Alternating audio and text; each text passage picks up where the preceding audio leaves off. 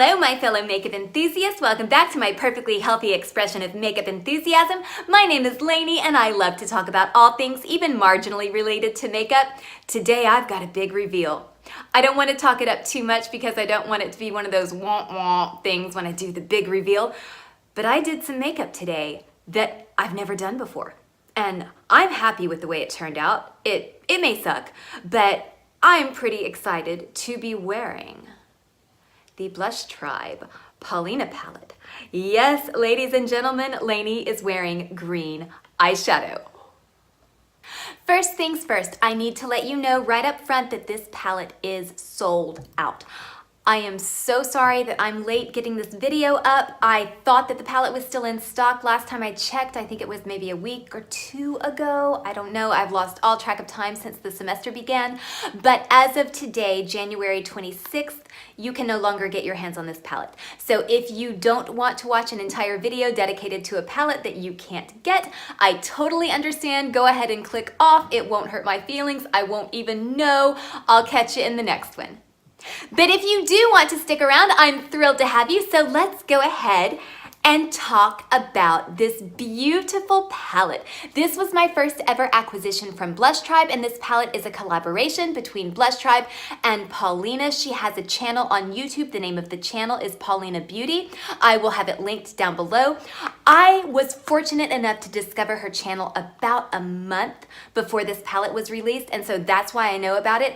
Did I buy it just because I like Paulina? Maybe a little bit, but I think I would have been drawn to this just for these colors. But I think Paulina herself inspired me to play with greens. So yeah, she completely inspired this look today. I would have never had the courage to do this if I didn't watch her channel. And I just realized how that sounded. I am constantly complaining about how much I hate nude lipsticks and how boring I think neutral eyeshadow palettes are. And yet I'm sitting here saying, I'm afraid of green eyeshadow, or I was afraid of green eyeshadow. I clearly no longer have that fear. Thank you, Paulina. But let me explain to you why I had a fear of green eyeshadow for so long. Back when I was living in LA, I did a photo shoot. That made me sound like a model. It was not like that at all. I was doing headshots and then I was doing just some personal photos. Maybe I was a cabaret singer and I was trying to market myself. I never got anywhere with it, but I paid for it. I paid the photographer and I paid the makeup artist. So the makeup artist did 3 different makeup looks on me. 2 of them were okay, and then one of them, it was bad. And she did like this icy baby puke green eyeshadow. And she told me this is gonna look really cool with your green eyes. And I'm like, yeah, I feel like an ice princess. Pfft. No, it looked bad. And I didn't realize how bad it looked until I saw the photos, but holy crap. I didn't know that eyeshadow could make you look fat. But somehow this crappy eyeshadow made me look fat. It looked awful. And then a few weeks later, somebody said to me, you know, if you have green eyes, you should never wear green eyeshadow. Huh. And they recommended purple and I think brown with like a red undertone, which of course I never touched, but purple, I was like, yeah, I can get behind that. And I realized that yes, purple eyeshadow does make my eye color pop a little bit more. And so I swore off green shadow from that point. And the truth was, it had nothing to do with the color. It was shitty application and the color was shitty, but it wasn't because it was green, it was because it looked like puke. So when I first ordered this palette, I was still a little bit of the mindset that green-eyed people should not wear green eyeshadow. I've seen some green-eyed people rock the green eyeshadow, but I was still of the mindset that I can't get away with green eyeshadow. So I was thinking to myself, what I'm gonna do is I'm gonna do a green eyeshadow look and I'm gonna wear purple contacts because I have an abundance of colored contacts because I do cosplaying quite a bit. And so that was the way I could justify it. I thought, well, if purple eyeshadow makes green eyes pop, then green eyeshadow should make purple eyes pop. So I did that this morning and I had a new pair of purple contacts. They're very uncomfortable and they don't look as good as my old pair of purple contacts. They're a little bit darker. And so I actually think it looks better just having my natural eye color. And I'm fully getting over my green eyeshadow phobia. I've got my natural eye color, I've got green eyeshadow on, and I feel good. I feel like this looks really cool. I feel really confident today. Okay, let's get into the nitty gritty. I guess there's no point in telling you the price since you can't get your hands on it anymore. I'm so sorry. But it was $29. Shipping on the Blush Tribe website is $6.54. It does take about 2 to 3 weeks to get to the United States unless you pay extra for faster shipping, which I don't care to do because I feel like if something is great, then it is worth waiting for. And this was definitely worth the little bit of extra wait. And I win the award for the most awkward cut in the history of YouTube. So sorry about that. Yesterday, after I did the little blurb about the shipping, I did a whole section on swatches. It turned out to be a train wreck when I was editing. I was out of frame. It was hot garbage. So sorry about that. And then I didn't want to take the green eyeshadow off, but I really wanted to show you 2 different looks. So I wore the green eyeshadow for the rest of the day, had a lot of fun with it, came back this morning refreshed and more professional with my swatches. So let's go ahead and get into the swatches. Here we go. I went ahead and did 2 bigger swatches of the shade Friends and the shade Solely because I feel like they weren't showing up very well in these stencil swatches. So I'm just gonna go shade by shade and talk about them. And I'm also gonna talk about the quality of the shadows. This shade is Friends. I went ahead and did a bigger swatch because I feel like this little moon wasn't doing it justice. This shade is a nice matte chartreuse. I think it looks really good on the eye. I think it's really great to help blow out a look. I think it could probably be used on its own. I know a lot of people complain that there are not enough matte greens or matte yellows, and this is kind of a combination of matte green and matte yellow. This is so much fun. This is a shade that I would have been terrified to work with a month ago, but now I love it. And then we have the shade Sigit. This is named after Paulina's adorable little dog. He's always hanging out in the background, kind of like my cats do, except he'll actually get in her lap and be all affectionate while she's filming. My cats are in my lap and in my face and affectionate AF when I'm not filming, but when I am filming, they're kind of aloof. So I feel like they come across as assholes, but I promise you they're not. They're so sweet. And I love watching any YouTube channel where there are animals in the background. So good on you, Paulina, for Sigit. I love Sigit. And then we have the shade Solely. I think this was named after her boyfriend. I did a bigger swatch right here because I didn't think that this little star was really doing it justice. Right now, as of this moment, this is my favorite shade in the palette. I'm wearing it on my eyes on the inside. I did a bizarre halo eye today. I don't know why. I think that that's not okay to have a slightly darker shimmer on the inside when you do a halo eye. I don't give a fuck. I was feeling it and I'm really happy actually with the way this turned out. I used mostly Solely and Angel on my eyes today, but I did vamp it up with some of the other colors in the palette.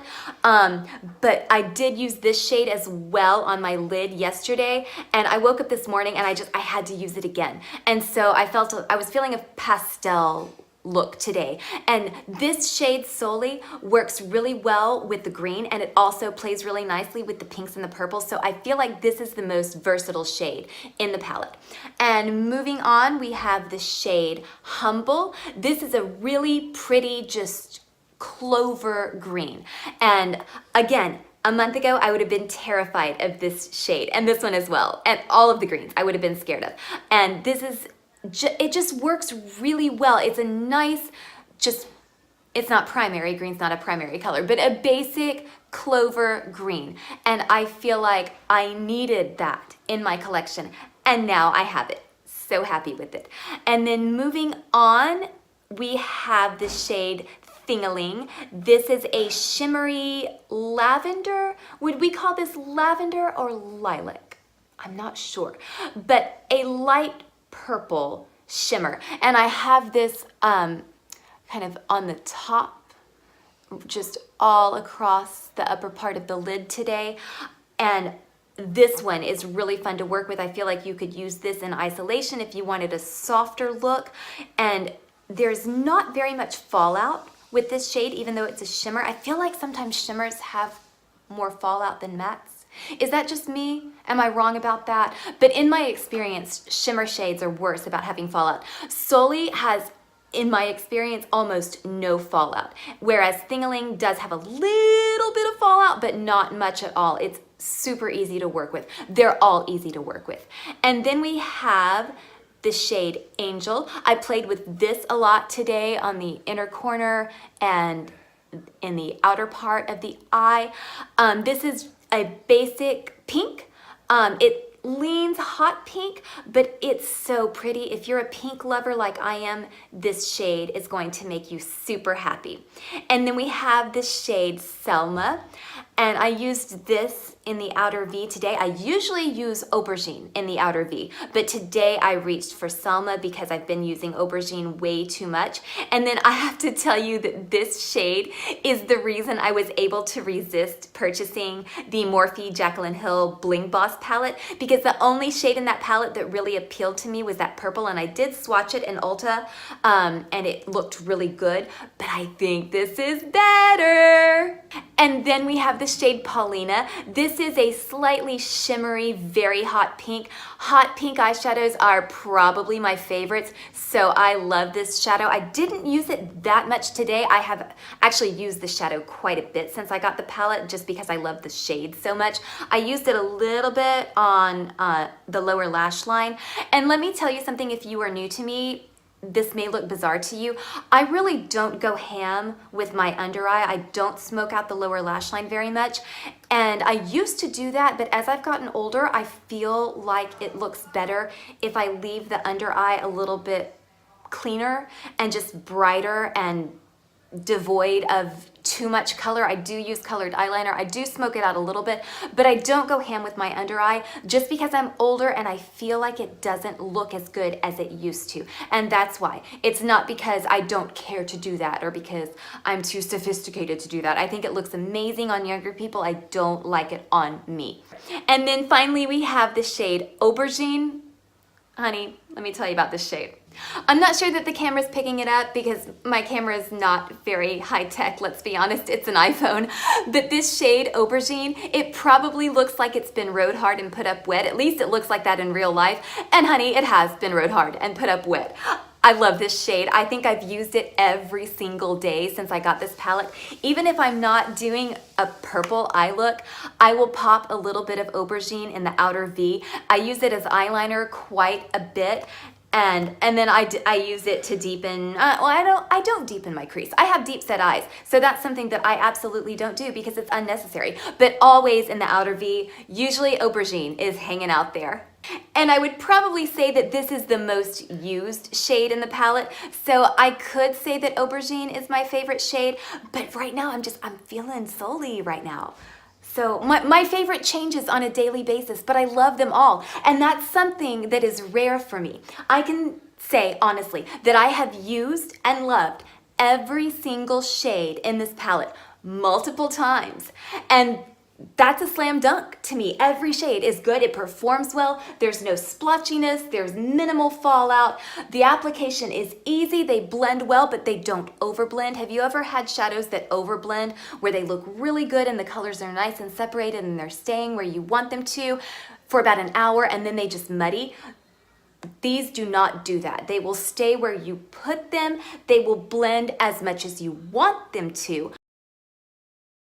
In conclusion, I would say that my first experience with a Blush Tribe palette has been 100% positive. I feel like I'm kind of a bad YouTuber because I feel like I should have found something to nitpick. But, I mean, if something sucks, I'm going to tell you that it sucks. But if something's fabulous and it appeals to me on every level, I'm going to tell you that it's fabulous and that it appeals to me on every level. So that wraps it up for today. I would definitely encourage you to check out Blush Tribe if you haven't already. I definitely encourage you to check out Paulina's channel if you haven't already. Follow me on Instagram. I will follow you back. Throw me a pity like, give me some encouragement to make some more videos. Very special shout out to you if you are watching this video on the toilet. And until next time, stay adorably obsessed with makeup.